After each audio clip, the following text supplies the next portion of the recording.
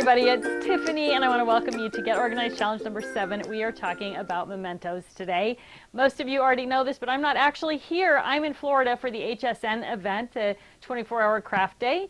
And so you are watching this premiere with Karen, who's monitoring so she can still answer questions for you throughout the presentation. So this week it is our goal to get our mementos organized so that the next time we do a scrapbooking project, we can find them quickly and easily and also have a high level of confidence that we actually have what we need to do that project, right? There's nothing more disappointing than finishing a project, scrapbooking project, and then finding those airline tickets or the map from Disneyland or some other little memento that you've picked up along the way. So our goal is to figure out how to get all those things together, tie them together to your photos, so that when you're ready to do a project, you'll be able to find everything quickly and easily.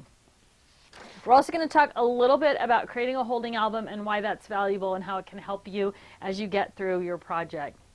So we're going to start this week the same way we start every week, with gathering our stuff together, right? So our goal is to get all those mementos rounded up. Where are they? In shoe boxes under your bed? Are they in the pocket, driver's side pocket door of your car? Are they in the desk drawers? Are they clipped to the refrigerator, in the junk drawer in the kitchen? Wherever they are, make a swoop around your house and gather everything up and get it into that one space so that you can work with everything really easily, right? That's always our first step, is gather up all those things. It's also going to be really helpful for you to use your family timeline for this project. And so if you didn't make a family timeline or a family timeline notebook, you're going to want to have that. If you haven't done it, you need one. And you can watch the previous video on photos if you need help with that. And then you're also probably going to want to use your sorting guides that you use for sorting photos as well. So you want to have those handy also. You're going to have to figure out a way to store your mementos once you get them organized. We have tons of great options. Fab files are great. The 8.5 by 11, the A4 8.5 by 11 fab file is really a great way to store mementos because it also has those clear pockets in it, so you can divide and conquer pretty easily in that 8.5 by 11. It's A4, so if you're not using US standard, if you're in Canada or the UK or somewhere else other than the US, I guess, that A4 fab file is a great way to do that. But file folders work great. Before I had things like fab files, I used a giant manila envelopes and I just labeled them. This one I actually put a 3-ring, it's really hard to see, I know. I actually put, this is called a ring binder insert strip, and I actually just kept it in my holding album, and then I would just stuff things in there, right? So just a regular, you can see how used and abused this was. I've been having it for a long time. So anyway, but anything like that. So just somewhere that you're going to store them. If you get kits in the mail, scrapbooking kits in the mail that come in those nice pizza boxes, those 12 by 12 pizza boxes, those work great for storing mementos also because you can label them on the outside and still store them chronologically. If you are a digital scrapbooker only, this is going to be your opportunity to scan all of those things, and then you can store them right with the photos in your newly organized digital photos that you've been working on for the last couple of weeks.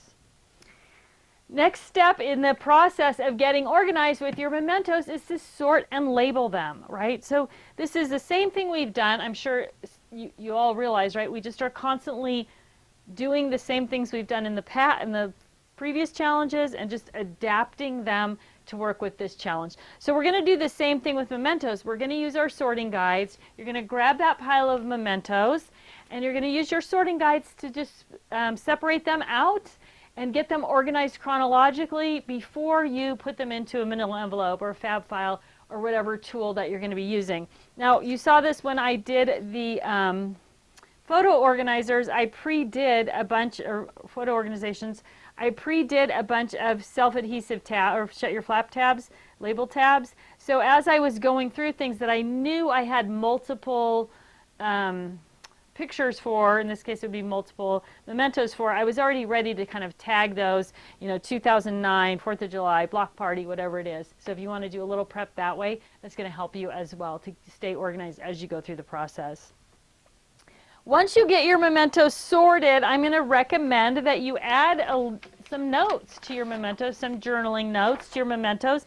There is a printable that looks like this. It's super simple. You can make it yourself, or you can download the one that is on the Get Organized Challenge page. But these are just some little prompts that you can use, who, what, where, when, any other kinds of notes that you can put right with your mementos so that you remember all the little details that you want to know. And it also is a way to indicate to you where the photos are. So you have an opportunity to say these photos are in the computer stored under X date, and at that same time you can go back to the computer and say, oh, there's mementos for this and they are stored in X place, right? So really our goal is to remind ourselves and make it quick and easy to find things. Same sort of strategy we used with creating a tool catalog, right? Where you don't have to have all your tools together, you just need to know where to go to get them. We talked about the same idea with getting kits in the mail, right? You don't necessarily need to break your kit apart and store it in your scrap rack. You do need to have a note in your scrap rack that says, don't forget you have the little yellow bicycle summer kit on the shelf, number 101, whatever it is, right? So we're going to use those same principles and tie your mementos to your photos and back and forth in this exercise. But you want to include everything that you've got. Then you're going to store those chronologically, right? People always ask me about this, about storing them chronologically or storing them by event.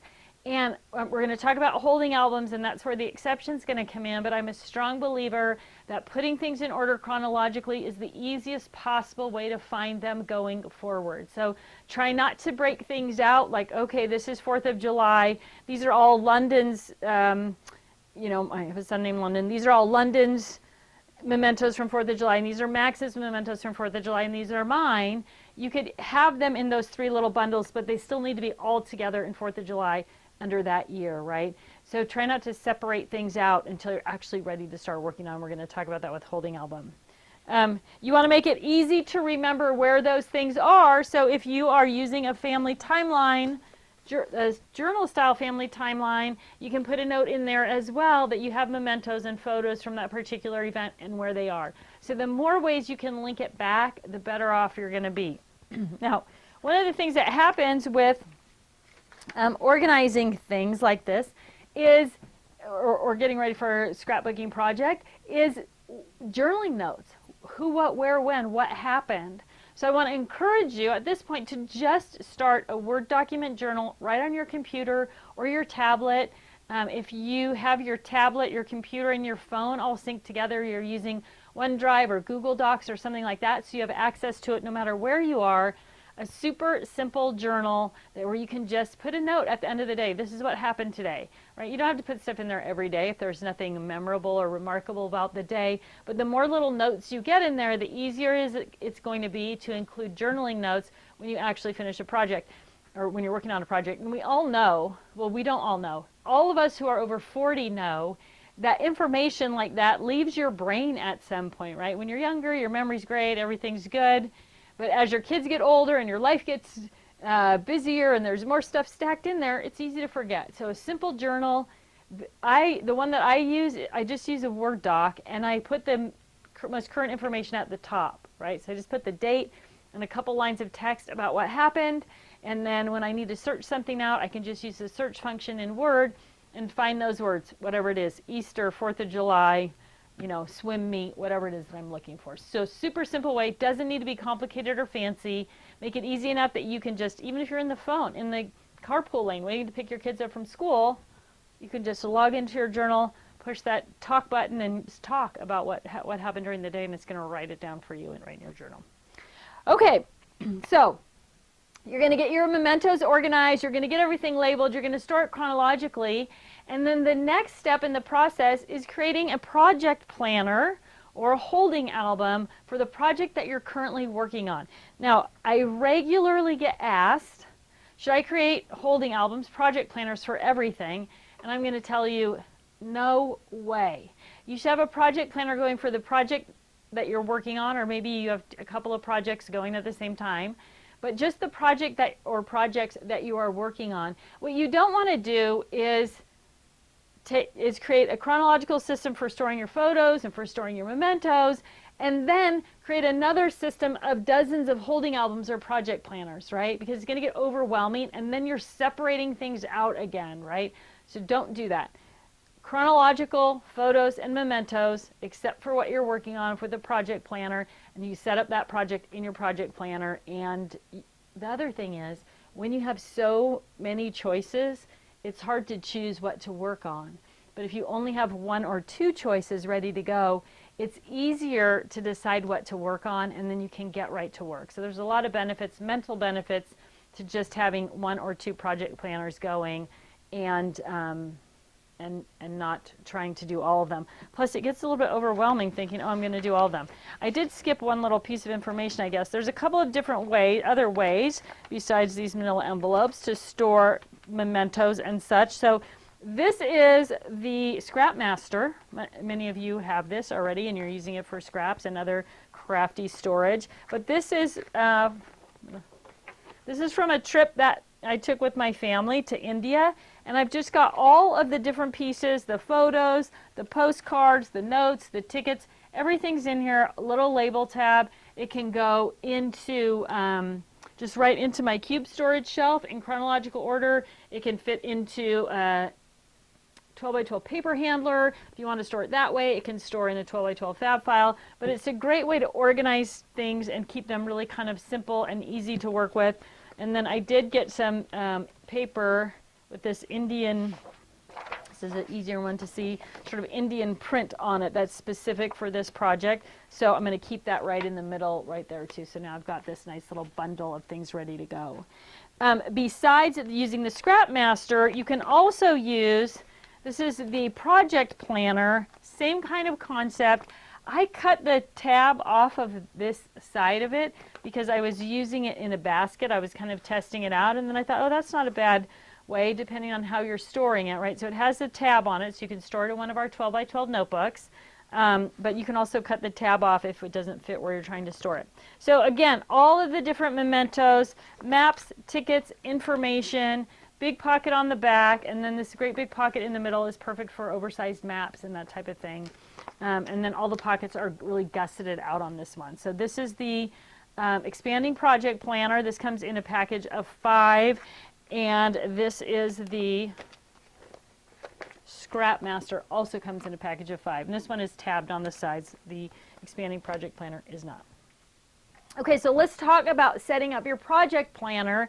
And the project planner is where you're going to put all of those things together, sort of pre-laid out for your scrapbook page, right? So this is a project planner that I put together for a road trip that I did with my kids several years ago, and I've continued to just leave it together as a demonstration. I have all the different things that I'm going to scrap about from this trip, and I do 3 albums, myself and each of the boys. So I just want to keep track of what I've accomplished for each album. That's one of the challenges for doing multiple albums. There is a blog post up, and I'm sure there's a link to it on the page. Karen's nodding. She's behind the camera today. Yep, there is. Of how to work with multiple albums. So if you're doing that, there's some tips and tricks for that on the website as well. And what I've done is I've separated each section of this with dividers, and then I just used our little shut your flap tabs to label it. So I didn't want to permanently label it because I just am going to reuse these dividers and these pages and this spinder in a notebook over and over again. It is a holding album that I will empty out as I go through a project and fill it back up for my next project. But once you get into it, you've got your photos, and so these 2 pockets, right, they're each going to hold up to 6 photos. So that's going to be a single page spread on each side. Or if I'm doing, so this is Mesa Verde and this is Disneyland, or if I'm working on something where I'm going to do more, I'm trying to see if there's one in here. No. Where I might be doing double page spreads all the way across, this could be left side, right side also, right? So depending on what you're crafting about, you may have, this is just a single page, or this is a double page spread. And again, up to 6 4x6 photos per pocket. And that's going to help. You're going to pre-sort those photos and lay them out how you want to do them in your album. And then you can also add in all of those bits and pieces that you have in terms of mementos. So they're all right there. I can see them, I can use them. One of the nicest things about putting together a holding album like this is when you're done scrapbooking this road trip, any extra bits and pieces that you have, you can just throw them away, right? You can just say, okay, I'm done, I finished that. As scrapbookers, when we go somewhere like the Grand Canyon, I'm doing 3 albums, I'm going to get 3 Grand Canyon brochures or 3 Grand Canyon maps or whatever it is. I'm going to get those multiples so that I can do something in everybody else's album. I'm going to pick up extra stuff that I don't really need, but just in case I might want to put it in that album. So when I'm done, I know that I'm done. There's no reason for, now for me, you may feel differently, but for me, all those memories are in that album. I don't need another box somewhere full of other bits and pieces and scraps and mementos from that particular trip. So in the holding album, I've been able to put the photos, the mementos, the journaling notes. If I have done the little, I buried my things. I'm going to include this in there, right? If I did the notes on this, that's going to be included in there. And if I took the time also to create little sketches, so if I had some ideas about what those sketches were or what those layouts were that I wanted to work with, this is also printable from our website. I've got a place to mark down, to draw the sketch and then mark down what sort of embellishments or other things I might need to accomplish that. So all of those things can go right into your holding album. They're all in one place. It's fast, it's easy. It makes it really simple to actually get something done when you sit down to work. Next question people ask me regularly is, should I put my paper, stickers, die cuts, embellishments, blah, blah, blah, all those things into my holding album? And I'm going to say, no, you should not, most of the time. There's always a extra little, right, one extra little rule there. What you don't want to do is spend a bunch of time pulling things out of your scrap rack or out of whatever storage unit or containers that you're using and then putting them into your holding album. And then when you actually sit down to work, you need other things or different things, or those things didn't actually match, or you need different paper, or you don't have enough, or you have too much. There's all of these things that are going to force you to then put all those things away or haul more things out.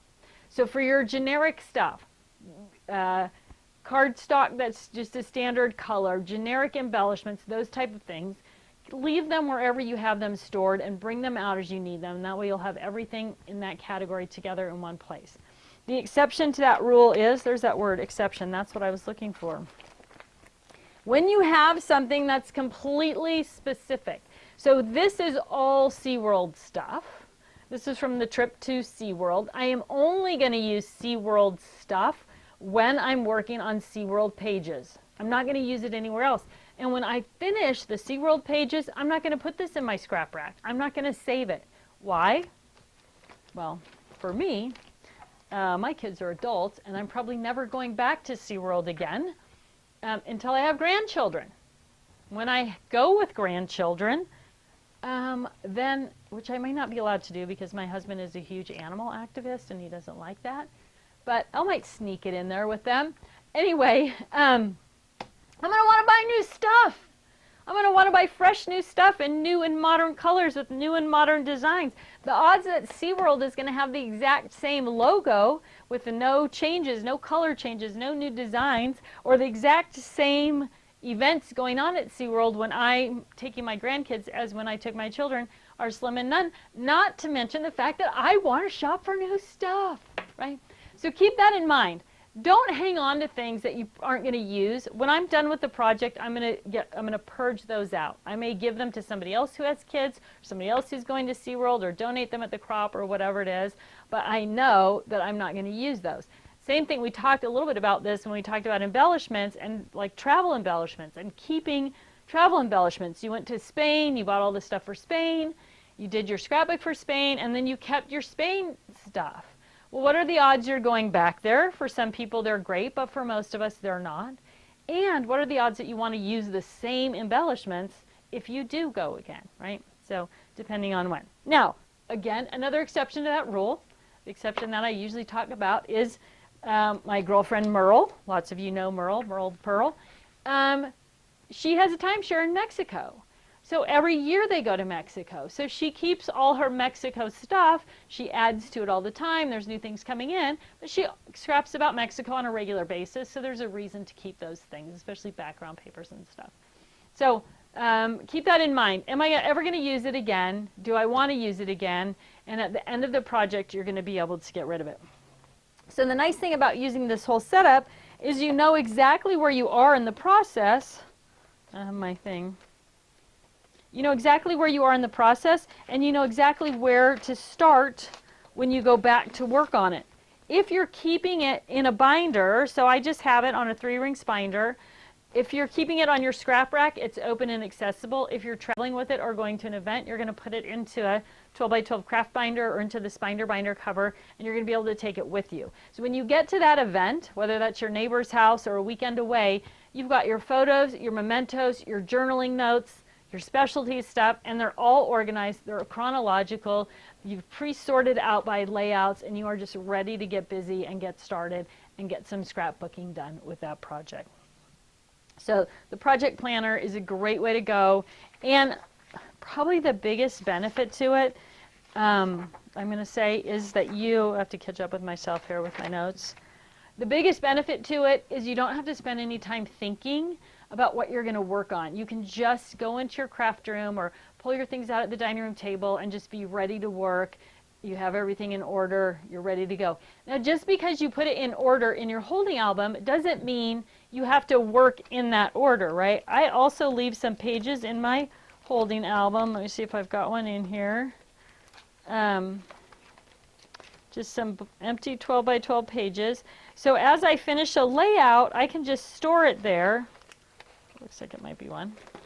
Right.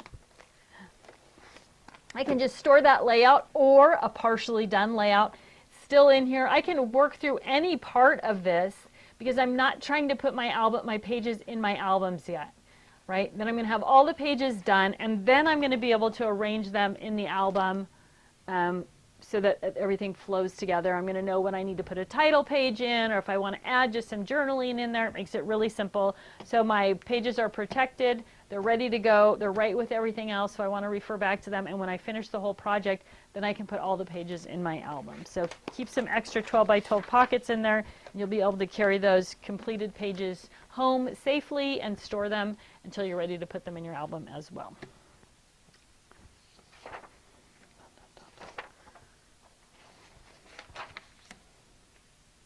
All right, benefits of using a project planner. I think I've already gone over that. I'm just so far ahead of my little notes here.